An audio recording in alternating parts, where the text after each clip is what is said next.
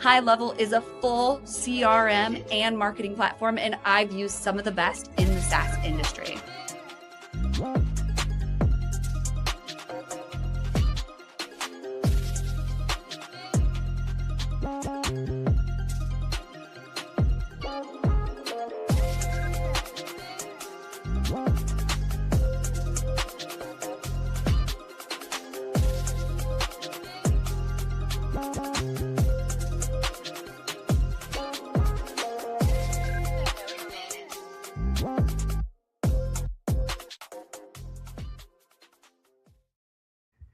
And we are live from LinkedIn, YouTube, Facebook, X, and Twitch. Ooh, I forgot to connect Instagram, but I will during the show. It's Revening's Wednesday. Welcome to Wednesday, Revenue Party people. We've got hot topics and some really great guests. So we're going to get into it. But before we do, if you're tuning in, which I see there's 10 of you on YouTube, one of you on Twitch so far. At least on our LinkedIn, there's 3, and there's 2 other LinkedIn set up. Both of our guests connected their LinkedIns as well. So if you're here, say hello. Hi there, Hyman Breaker on YouTube. Who else is here in the comments? Let us know where you're tuning in from, what it is you do, why you're here. We want to make this conversation about you. Awesome. I'm seeing more of you now joining on YouTube. Let's get this going. So, of course, I got to mention High Level. So, High Level is a CRM and marketing automation platform that we're using here. We've white labeled it, so all of our clients get it as well. If you want, you can scan this QR code, or if you're listening later on podcast, just go to reveting.com/high level to try it out. But this is what we're using here in-house at Reveting to create automations, booking calendars. Oh man, we're bringing in leads. This is really how we're able to show our clients, like, here are your leads, like we're a marketing agency. So they can connect that with their CRM, of course, if they're married to another one. But yeah, we suggest checking out High Level because it's a new day. It's a new dawn. We don't need to spend thousands on a CRM and have AI included as well. So just scan that QR code, check it out, play with it. It's really cool. Otherwise, I want to tell you about delegating. And as I tell you about delegating, I have to remind you of Cherry Assistant. So you can't grow without delegating. And I've learned this firsthand here at Reveting. So for us here at Reveting, we are trying to, help businesses go live on LinkedIn, and as well as YouTube and channels, just like we're doing here. And then we repurpose it to podcast, short form video. We help keep the founder's social queue filled. But, those are the skills we need. And I needed people to help me with that. So we've got Canelaway behind the scenes helping us produce. We've got Oscar and Olorado who are helping us cut videos up afterwards. We've got Layla here. We've got a team across the globe who are helping make all of this happen. And we do that at a fraction of the cost. So I'm able to have people help me and, also run my own business here locally, just running out of Ohio. It's crazy. I love it. But anyone can create a business now, and you can too. So if there's anything you need to delegate, maybe you don't need a producer, maybe you don't need a social media manager, but maybe you need an executive assistant, or maybe you need a bookkeeper, or maybe there's something else. Scan this QR code if you're watching live or if you're watching on video. Otherwise, if you're listening on podcast, go to cherryassistant.com. If you sign up to try it out, make sure you let them know that you heard about them through WinsDay for $250 off your first month with a virtual assistant. But, it's more than working with a virtual assistant. They are awesome employees, and they're going to really help take you to the next level. So let's get into our topics. But before you do, we've got to introduce our hot guests. Welcome to the show. We've got Kris Rudeegraap, and we've got Mariam Slimane. I'm sorry if I pronounced that correctly. I should have asked that pre-show. Totally missed that. But yeah, thank you for being here. Really appreciate having you. It's great to be here. Yeah. Well, in good old-fashioned Wednesday style, we want to learn more about you. And, we can all go look on your LinkedIn, which everyone, I invite you to go search them. Both are doing incredible things, so you can see their resume there. But we want to learn more about the human you. Like, where are you from? Where were you born? What brought you to now? And could you kick us off on this, Mariam, and do it in 2 minutes? Sure. I'll try to keep it under 2. Let's see. I'm from Chicago originally, Midwesterner at heart. I went to college in the Midwest and actually studied neuroscience and fashion design. I don't do either of those things. But when I graduated, I realized I really loved left and right brain thinking, which took me to e-commerce and ultimately took me to B2B marketing. And that's what I've been doing for over a decade now. And I have worked primarily in like cybersecurity, health tech. I try to generally help the good guys and I'm very mission driven. And so I've been consulting for the past couple of years and have absolutely loved working with companies that are kind of trying to figure out how to navigate the rough territory post pandemic and then now kind of transitioning into the introduction of AI. And generally, I help a lot of companies that are PE backed grow beyond 50 million once they've kind of established product market fit. Oh, awesome. Yeah. Cool. Well, thank you so much for sharing that. Hmm. Super excited to have you here. And how about you, Kris? I see you are on mute. So just want to make sure you come off mute. Could you tell us a little bit more about you from birth to what brought you to now? Of course. So, born and raised in the San Francisco Bay Area, Northern California. Never really moved away. Just love the weather, love the location, love being close to family and friends. Um, Big into sports, soccer, baseball, golf growing up. Now you'll find me golfing, but not playing sports too much besides that anymore. Went to school for marketing and learned that I loved entrepreneurship. I was an arm's distance away from Silicon Valley, so I had, when the dot-com bubble was going on, I was, wishing I was a part of it. I guess the good part, not the bad part. And so that got me into entrepreneurship. Started a company in college, was able to sell that, and then have always been an entrepreneur at heart. Went into sales for a little while, and then now I'm the co-founder and co-CEO of Sendoso, which I started about a decade ago. Because you asked me what I am personally, I will not talk about Sendoso. I'll let readers find that on their own, but that's who I am. I'm married and have a little kid, and I have a golden doodle. I love traveling, I love mountain biking, and if I'm not working, hopefully I'm outside running around. Been to that. Amazing. Yeah. I don't do golf, but I always hear that I should. So I'm glad that you still keep that up and very cool. You got kids. I've got kids as well. So, we're all juggling a lot. Makes us more interesting, makes us more human. And yeah, I'm just excited to be here. Grateful for both of you. Thank you for sharing your stories. But let's get right into these topics. So we've got some good topics. Here on WinsDay, we talk sales and marketing, all topics sales and marketing, mostly with a B2B audience, primarily with folks tuning in on LinkedIn and YouTube. But tonight we're focusing on, what we called the whole episode is from first deals to 50 million plus and beyond, but focusing first on AI powered direct mail for sales teams. Direct mail's having a comeback, right, Kris? Exactly. Can you kick us off on this topic? Yeah, so I've been obsessed about direct mail and gifting for a decade. I was doing a lot of it manually in sales when I was in sales. And so that's why I started Sendoso. And I think as part of that, I'm out evangelizing and helping educate sellers on how they can use direct mail. And I think in today's AI world, AI has brought a lot of interesting new ways that direct mail becomes easier. I think over the last decade, a lot of sellers were addicted to email, made all of their money by way of email and cold calls. And with those channels becoming more saturated, now learning how to use direct mail is even more critical. And lucky for them, AI is here. And so I'm a big proponent on layering on AI onto everything you do. And so with AI and direct mail, you can use AI to get the best suggestion of what you should send somebody. You can get AI recommendations on the message that should be sent alongside the direct mailer. You can use AI to help you determine where you should send it, using AI to find signals on when you should send.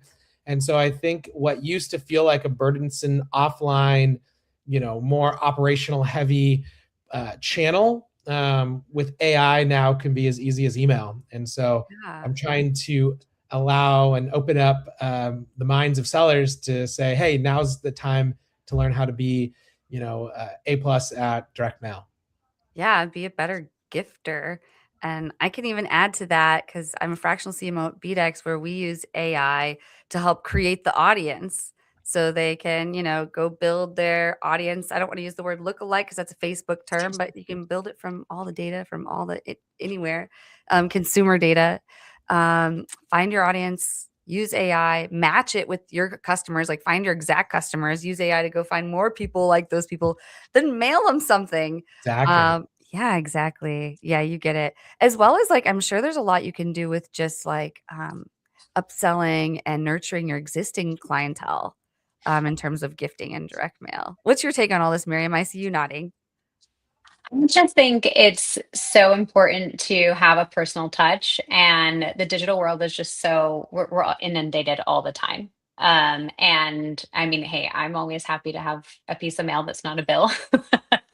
And I think most people are too. And I think gifting is just a great way of kind of setting the tone for what your relationship is going to look like going forward in terms of it being kind of a two-way street and showing appreciation. So I found it to be an incredibly valuable channel and across pretty much the board for all the different industries that I've worked with. Yeah, and Jesse, I think you mentioned a good thing when you said it's not just for top of funnel sales, but it can be used across the entire life cycle in the customer journey. And so I think where an account manager might be looking at ways to how do you expand into your customers into new product lines, or how do you thank a customer who just showed up for a customer dinner. There's just so many ways that you can use gifting to just build relationships today. Yeah, 100%. Yeah, and I've seen the Sendoso app, so I know it's pretty cool. You guys have some pretty neat products in there. Like, what's the most popular like gifting thing B2B teams are giving now?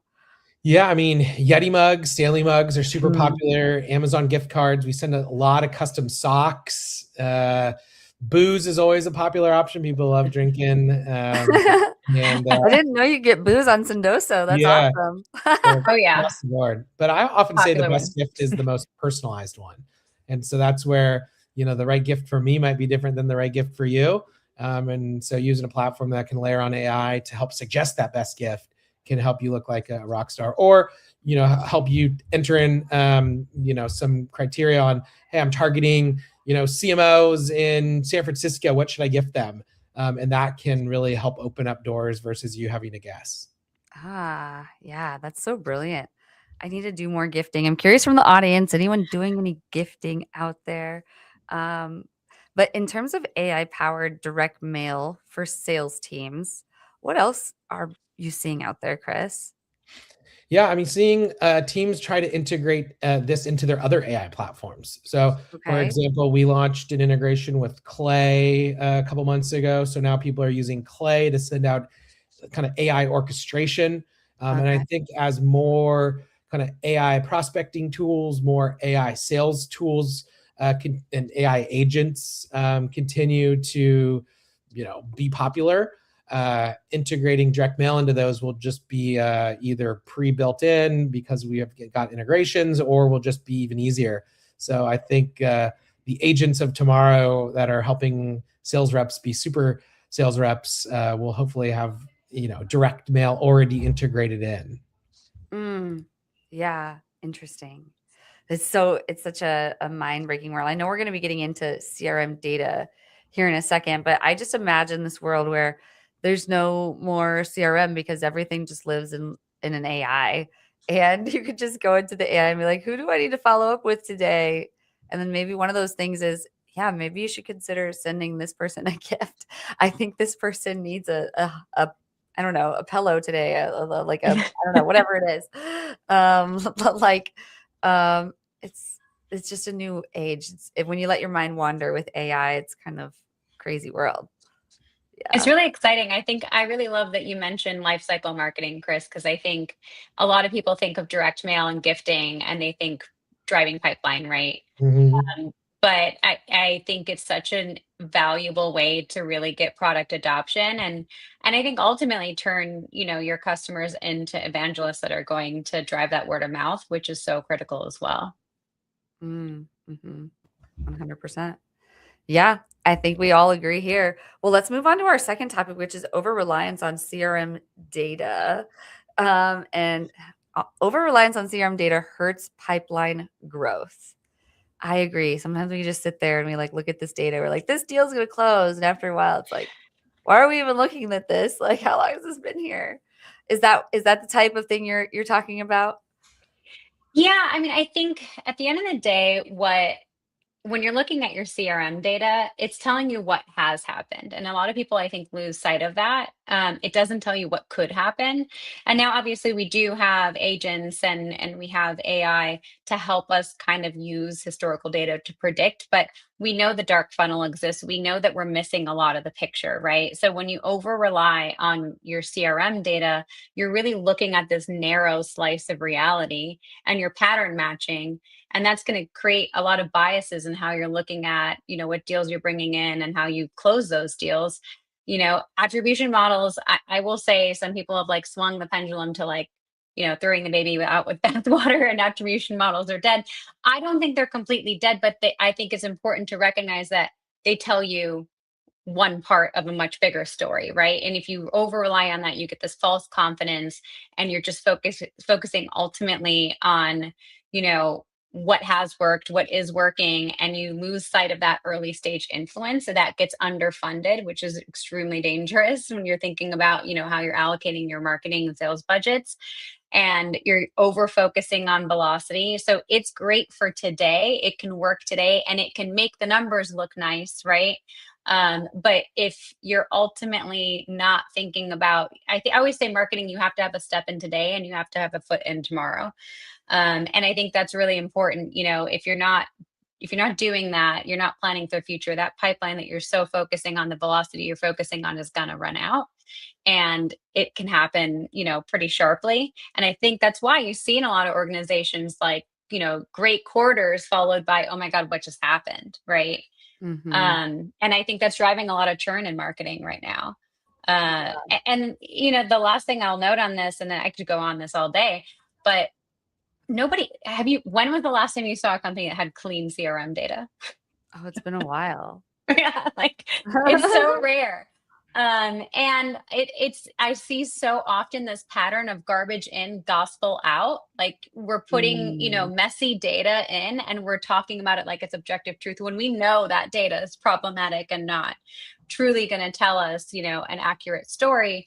And we over rely on it because, hey, we need board decks, we need whatever it may be. And that's great. We should do those things, but we should also really make sure that we feel confident in the numbers that we're reporting on. Because I just think, again, that over reliance, you're looking at this narrow scope in the first place, then you're misreporting it. And it's just, you get blindsided by the fact that your pipeline's not actually as healthy as you think it is.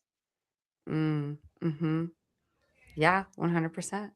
I think CRM has just had a bad name for a decade because sales reps and everyone else just hates manually entering things. It's like, it feels like a chore more than maybe like a helpful solution. I do think with the invent of some AI tools that, are recording calls and automatically filling in fields for you, or taking emails and automatically extracting contacts and then auto enriching it, that is giving me faith that CRM has some like improvements that will make life better than, historically just making life worse. Mm-hmm. So I think there is some, hope to come for the AI of the AI CRM of the future, or AI connected CRM. But honestly, I think CRM is critical because it's a system of record, but the future AI driven CRMs might look a lot different and might almost be, UI-less or headless, where you're just talking or querying, with natural language and asking to do things versus having to like click fields and like, the old world of like, everyone grew up on what they hate. Yeah, definitely. Yeah, I love that you called it a system of record. I think that's kind of the point that sometimes gets lost, right? Like this is telling us what has happened. But if you're not really paying attention to what's happening in all of your individual channels and what that performance is showing you, what traffic is showing you, across the board, you're missing a lot of where people are coming to you, and you're just looking retroactively to the ones that worked out, not and sometimes trying to piece together the misses, right? Which is getting easier with AI. And to your point, actually being, fields filled in a little bit more cleanly and in an automated fashion. But I just think at the end of the day, when you're really looking at your CRM to figure out your strategy, it can cause marketing to focus so much on the MQL to SQL conversion, and then sales is focusing so much on late stage, that you end up with that sales and marketing, nobody's fully accountable for pipeline creation as a system, right? And I think agents are really helping that. And I think the ability to kind of extract more information without just an over-reliance on field and being able to use actual natural language is massive. And I think I totally agree, Kris. I think it's going to help us leverage CRM in a way that's adapts better to the real world. 100%. Yeah. And I like what you said earlier, Mariam, about attribution data. As a company that, helps businesses with their podcast and their LinkedIn Live, your attribution software isn't going to capture something like that sort of dark social channel. But when you go live on a company page on LinkedIn, you can export everyone who registered. So every live stream, we're sending, at least a few leads into everyone's CRM. And so, those don't get tagged. But the way we've found that to work is the companies that allow us to basically on all their inbound forums ask, how did you hear about us? And leave it open-ended, not give them like a checklist, like a drop down, leave it open-ended and see what they say. And we'll see the podcast name or LinkedIn or the founder. Yeah. Some of the dark social type of stuff. But yeah. It's really important. So anyway, we've got some more important topics to get to, but we'll be getting to those. And those are from sales rep to 100 million CEO and why growth stalls after 50 million. But we'll do that right after this brief message. This is Mike, also known as Clean with Mike on Twitter. Mike hired a virtual assistant from Cherry Assistant about 2 years ago. Now he has a $50K per month business fully managed by a remote operator in South Africa. His VA from South Africa does the following: closing inbound leads on the phone, Yelp and Google and Facebook, manages his CRM on Go High Level, deals with rescheduling, cancellations, any issues, hires and manages the cleaners, and sends them daily reports and updates. Mike has a fully cash flowing business managed by a remote operator for only $8 an hour. You can also hire a US equivalent worker in the Philippines, South Africa, Latin America for a fraction of the cost with Cherry Assistant. Be like Mike and grow your business with offshore staff. If you're listening on podcast, we're showing a menu of services, including but not limited to lead generation, CRM management, prospecting assistance, sales presentation preparation, data entry and cleanup, customer support, project management assistance, and so much more.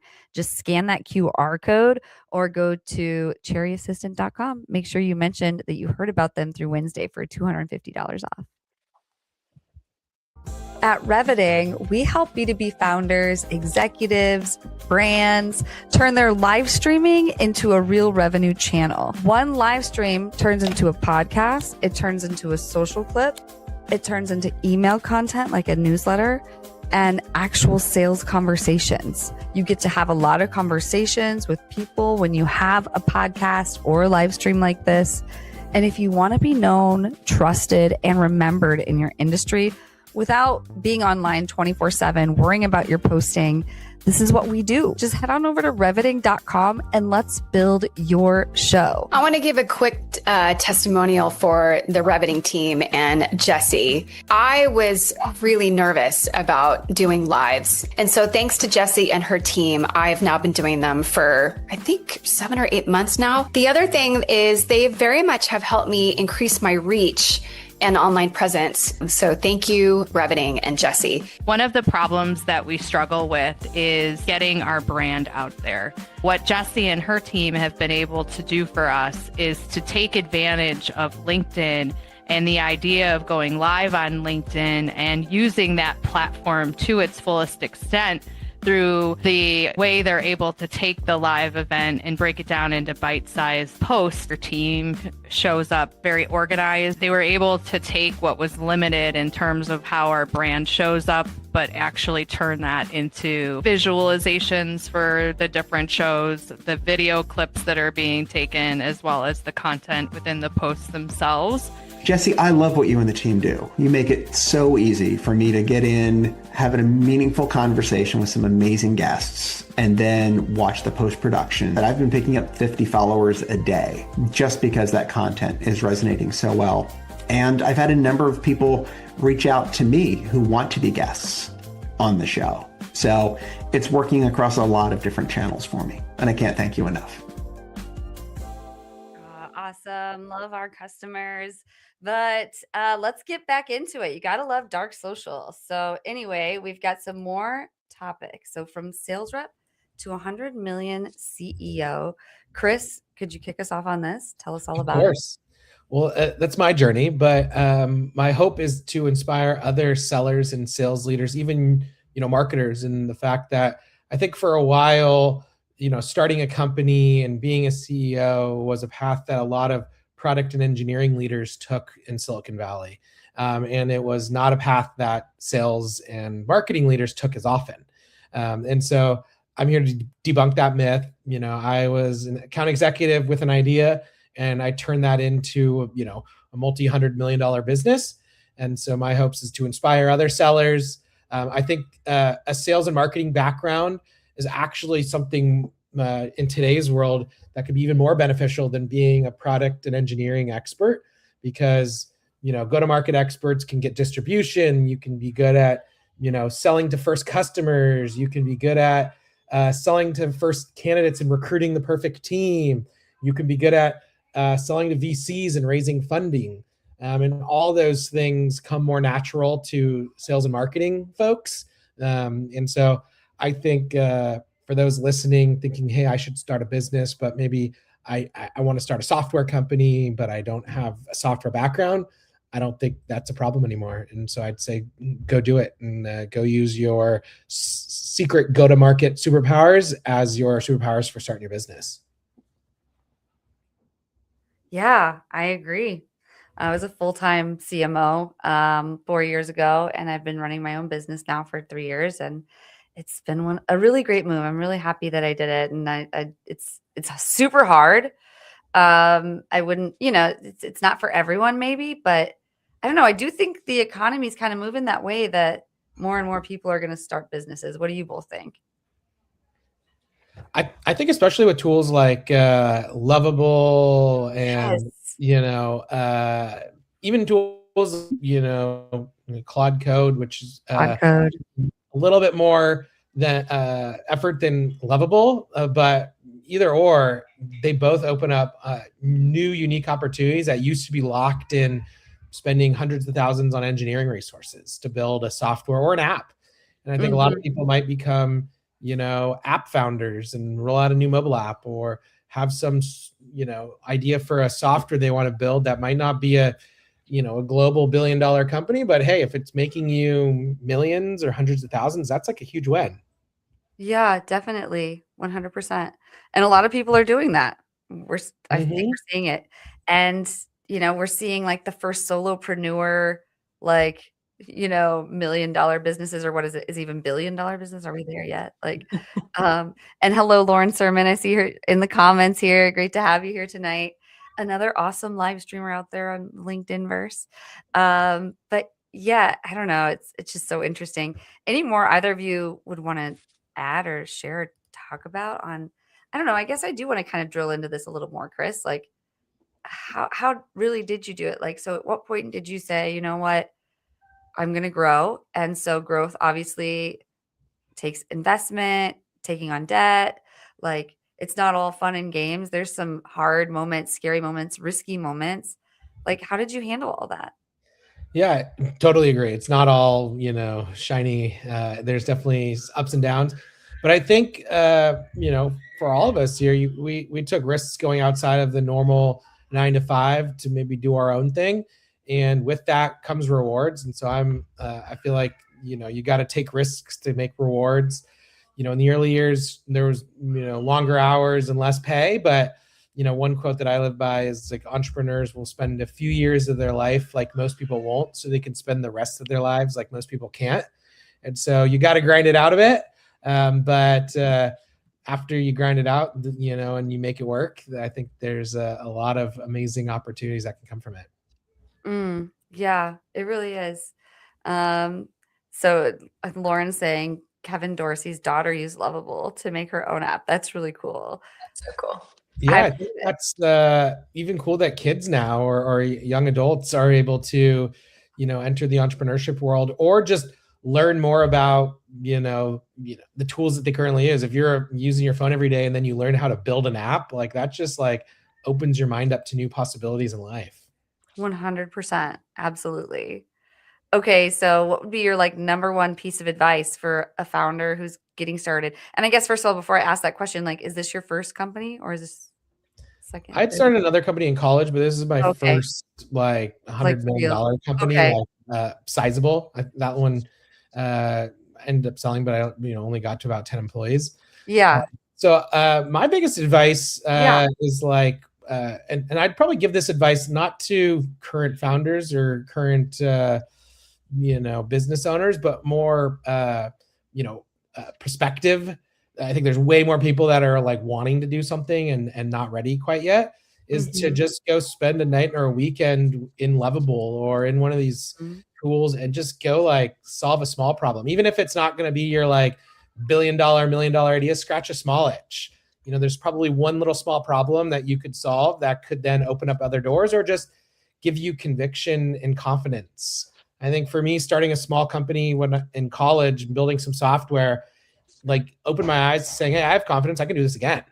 Yeah. And then once I have a better idea, I can do it again 1,000 times better. And so I think a lot of people are like, I don't have a good idea, but I'd say don't let that stopping you from, going to build something small and simple.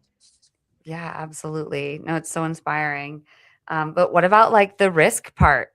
Like what made you take the risk? How'd you get past Well, that? I mean, I would say there's a bit of the risk I would say I took was like, hey, I'm going to quit my job that was making me, Yeah. 200,000+ a year and very happy, to making none. But I think the risk was also that the backup plan was just going back to doing that again. It's like I wasn't gonna I quit my job as a sales rep, but it wasn't like I quit learning how to sell. I just decided to be a founder, but I could always just go back and apply for that job and get that job again. Now, I think I had a different risk appetite because at the time I didn't have a mortgage, I didn't have a kid, I didn't have all these other bills. But even if you do have all that, I think there's ways to augment that with a significant other or, not quitting cold turkey and, instead of spending a weekend watching sports or, maybe spend a weekend trying to build an app. Yeah. So 100%. And I don't Yeah. know. Go ahead, Mariam. I want to hear from I you. was just going to add, there's also lots of funds out there that will help entrepreneurs. I know there's quite a few incredible funds that will help, early stage entrepreneurs, whether you're a woman, a person of color, or anything else. If there's something you want, a problem you want to solve, or a group that you identify with, like there's probably someone out there. It just takes a lot of that networking and that searching to find your community. And I think community is such a huge part of it too. But my 82-year-old mother just had an awesome idea the other day. It doesn't even have to be software, that it's even there's the equivalent of a lot of these things these tools like Lovable that we're familiar with software when it comes to trying to figure out how to design an actual physical product now too. So the world is really your oyster. And I'm like literally working with my mom now because I think her idea is awesome. And I mean, why not become an entrepreneur at 82, right? So I would encourage anyone and everyone to get out there and just explore. Just explore. It's a new world out there. There's so much to try. I need to dig into Claude Code a little more. I've only scratched the surface, but there's a lot to do there. But yeah, no, thanks for chiming in and saying that because you're right. I was just at an event that's called the Freedom Tour by the Wealth Catalyst. And it was this like private event of women at one of the only women-owned banks. And, they were just talking about, I don't know, finances in a way and like money, really women like moving money in a way I'd never really heard talking about. But there were people there that are interested in investing, but there's also people on the other end. And it just comes down to, like you said, that networking and being vulnerable a little bit if you're the one seeking, but like, knowing exactly too what you would do with that money is very important as well if you're asking someone for money. But anyway, I digress. That was a really great event. I made a post about it today if anyone wants to go check it out. But let's get into our final topic, which is why growth stalls after 50 million. Oh man, I mean, growth stalls. I feel like, doesn't it? I kind of try to plateau it sometimes. I'm like, okay, grow. Okay, we got to plateau and like swallow what we just did. Okay, Now we can grow a little more, and then let's plateau a little bit and figure this all out again. But so I'm not familiar. What happens at 50 million? So could you kick us off there, Mariam? Yeah, I mean, it's funny that you mentioned the plateau thing. I feel like I want to talk about that for a second first. I think that that was a really natural sort of like what the curve looked like, what the growth trajectory looked like um, for many years up until now. But I typically advise folks to really be cautious of getting comfortable with that now in the age of AI, because there's new entrants every other day that are new competitors. Your age old competitors that, you beat for whatever reason, that can go away overnight. So I think it's really important to be planning ahead and thinking about, what's around the corner. And again, like your go to market strategy needs to be really focused on today, but it needs to have a strong footing in tomorrow. And you should always be sort of planting those seeds as you're looking towards the future. And I think that's a big mistake that a lot of companies make on their way to 50 million. I'm so curious to hear what you have to say about this, Kris. So I'm going to try to make this like short because I want to hear your perspective too. But um, I think a lot of companies get so focused on, product market fit. People love us. Like people want our products. And that is ultimately what you're trying to prove on your way to 50 million.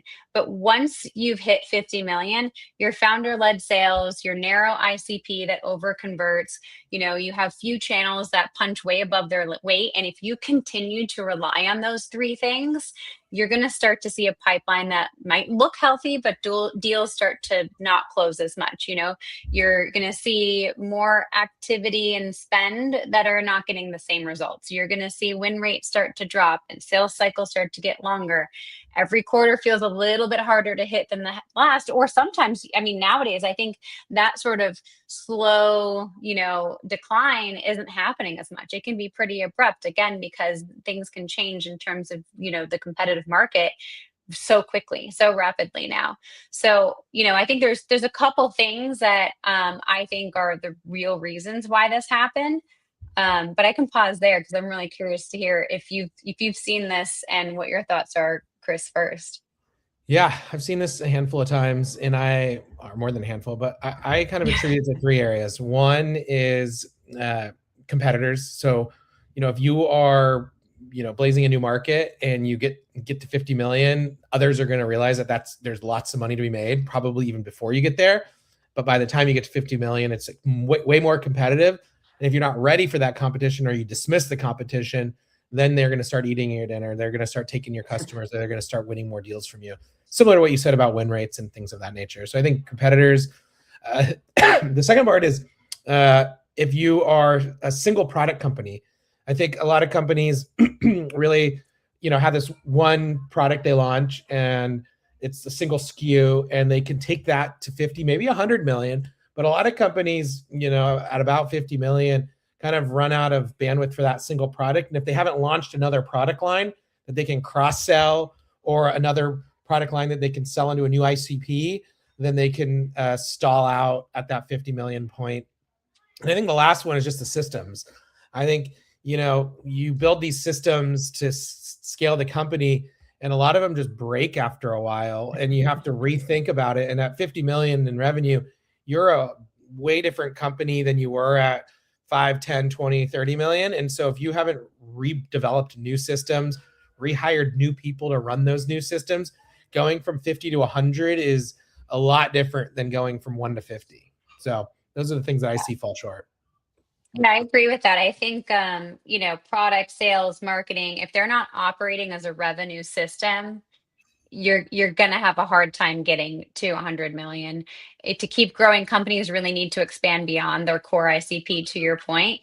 And a lot of companies do that poorly. They start to, add new products, acquire new companies, whatever it may be, add just a heck of a lot of features, and the ICP drift just starts to kill efficiency. You've got, even if you're growing and you're bringing in more people or you're leveraging AI, you ultimately are spreading the peanut butter across a lot more pieces of toast, and you're just not going to get a yummy sandwich out of it. Yeah. You're just not. And that ICP shift, it starts to show on your website, it starts to show in your messaging, it starts to show in general in the market, and people just buyers aren't going to get it quickly. And if they don't get it quickly, you start to really lose them. And I think, marketing still kind of operates as a function instead of a system, like messaging varies by campaign, pipeline kind of inconsistent, and it's really dependent on channels. Like if your Q3 is awesome because your Q3 is when the really big conference happens, that's great, right? But you can't over rely on that. Like what else are you doing that quarter, and how are you positioning yourself to grow? Because at the end of the day, the amount of people that grow when it comes to the audience of conferences, I think a lot of companies forget about this, right? That it's generally going to be a lot of the same people every year. A very high cost per acquisition typically as well. Yeah. And it's ultimate and the hidden costs, right? Like think of all the resources. Like how many times have you seen a marketing team spend basically an entire quarter planning for one event? The things just come up. It's like, oh, now we got to get carpet for the booth. Now we need garbage cans for the booth. Now we need God, it's like, what? It just adds up. I literally had a truck once catch fire on the way to the event. And oh gosh, it's Murphy's Law when it comes to that kind of stuff. But yeah, I mean, it's there's a lot of over-reliance on what has worked, and that's you shouldn't lose sight of those things. But if you're not thinking about, where is the rest of your ICP? How is your ICP expanded?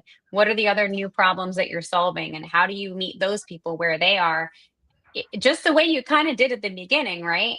Then you start to kind of drift away from what you really need to do. And then you don't have the systems and you don't have the processes in place, to really help you figure out what you need to do to get there. 100%. Yeah.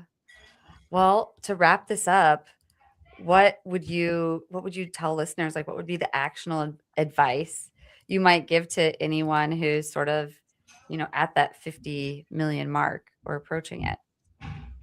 Yeah, I mean, I would say you can't over optimize for efficiency. You really have to think about growth, and you can't think about growth once it's stalled. It needs to be, you always need to be looking around the corner of what seeds do I be planting today for me to get to where I'm going? And a lot of that comes from understanding your market and understanding what's changing in your market, really listening to what your competitors are doing. And not just that, emerging tech and understanding what your competitors could be doing. Because how many times, I mean, the pandemic was a perfect story of, what happened. People went and just built and then blindsided, that blew their competitors out of the water coming out of that time period. So I think it's just really keep an eye and a plan for what you need to do next, and really make sure you understand how your ICP is evolving. Absolutely. Yeah. How about you, Kris? Anything else you would wrap up on this topic?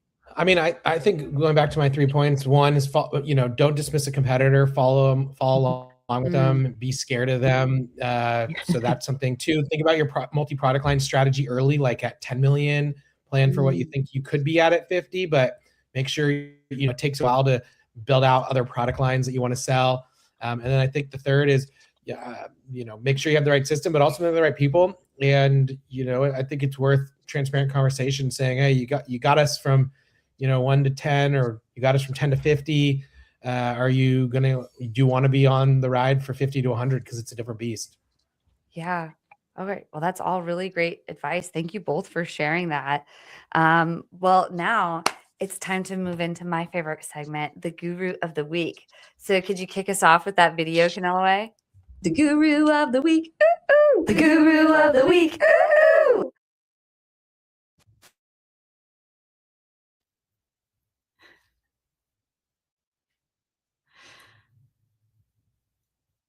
All right. I think we need to keep going. We might have lost her for a second there. I love that video. It was really fun. I cannot sing for life of me. Okay, I'll go first. Megan Marias Garzon is a former colleague of mine. She's incredible, and she started her own business on the topic of earlier. Helps executives and individuals really build their personal branding, and I think this is just so overlooked and so critical. We all understand branding to be really important when it comes to our business, our companies, and we realize that takes a lot of people and a lot of thought to really hone in on the right message. But then we think we can just DIY it for ourselves, and some of us can. Don't get me wrong, but I think it's just so overlooked to really make sure you understand who you're talking to, who's your market, who's the people that need to be finding you on LinkedIn or whatever other channels you need to be on. And how do you do that? And sure, leverage AI, but not sound like everyone else. I cannot see another post on LinkedIn that follows the same formula that everyone's using, which is just ChatGPT. So anyway, Megan does an awesome job of helping individuals kind of build out that plan and manage their content. Really cool. Let me make sure I follow her. My guru of the week is Brendan Short. So a friend of mine, and also just an extremely smart individual as it relates to go-to-market, but specifically leading the charge on cutting edge thoughts around AI and go-to-market, and being, using your, all of the tools and all of the skills that you have, but, helping you up level those. He also runs a newsletter called The Signal with really interesting information as it relates to AI and go-to-market. And then we'll even have these meetups or these kind of webinars where people are showing and telling what they're building with, Claude Code, or what they're automating through N8N, or other really interesting ways to see it in action and tactical examples versus just saying AI is cool. So give them a follow, and I think it'll be well worth opening up your ideas on what's possible in this new world we're living in. Awesome. I'm definitely signing up for that. Amazing. That newsletter. Yes. And no, I was still here. It's just traditional guru of the week style, where it's just you two to talk about the guru. So thank you for picking up on it. But then, so now we just want to learn a little bit more about you before we close out here. So could you both just spend a little more time telling us a little bit more about you, who it is you serve, how you serve them, and if they could be served by you, how do they reach you? Mariam? Sure. I work with typically private equity backed companies, usually complicated tech, big portfolios that are in, transition moments or really inflection moments where they're trying to figure out, like we were talking about earlier, how to go from here to there, whether it's 50 million to 100 plus, 100 to 200 plus, or whatever it may be, how to structure their teams, how to kind of build their go-to-market systems. And I think I mentioned earlier, I live in Boston, but I work, nationally and even in globally in Europe and beyond. So if you're looking for that, or you just need another set of eyes, or looking to shoot the shit on, what's going on in your business and what problems you're trying to solve, reach out to me anytime. You can either DM me on LinkedIn, or you can contact me at contact@mariamslimane.com. That's my email. All right, my turn. So I help sales and marketing leaders drive pipeline and close deals faster by way of sending out direct mail and gifts. And doing that helps build relationships. And I think at the end of the day, in this digitally saturated world we live in, relationships are what makes the difference.